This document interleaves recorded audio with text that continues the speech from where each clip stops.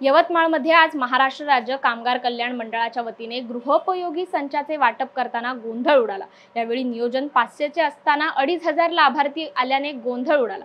जिल्ह्यात फक्त MIDC परिसरात एकच ठिकाणी वाटप केंद्र सुरू असल्यामुळे या ठिकाणी संपूर्ण जिल्ह्याभरातील महिला संच घेण्याकरिता आल्याने मंडळाचे नियोजन कोलमडल्याचे पाहायला मिळाले। यावेळी संतप्त महिलांनी प्रहारचे जिल्हाध्यक्ष बिपिन चौधरी यांच्या नेतृत्वात जिल्हाधिकारी कार्यालयावर धडक देऊन ठिय्या आंदोलन केलं।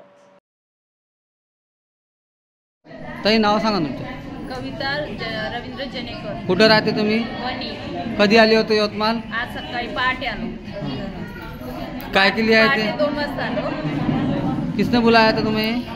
आम्हाला नाही, आम्ही स्वतःच आलो। आम्हाला म्हणजे मॅसेज झाला होता, त्यानंतर आम्ही इथं डिनर सेटसाठी हजर झालो। पण आम्हाला 10चा टायमिंग, आजचा दिवस होता आमचा दिवस असून 10 ते 5 टायमिंग असून आम्हाला काही डिनर सेट मिळालं नव्हतं।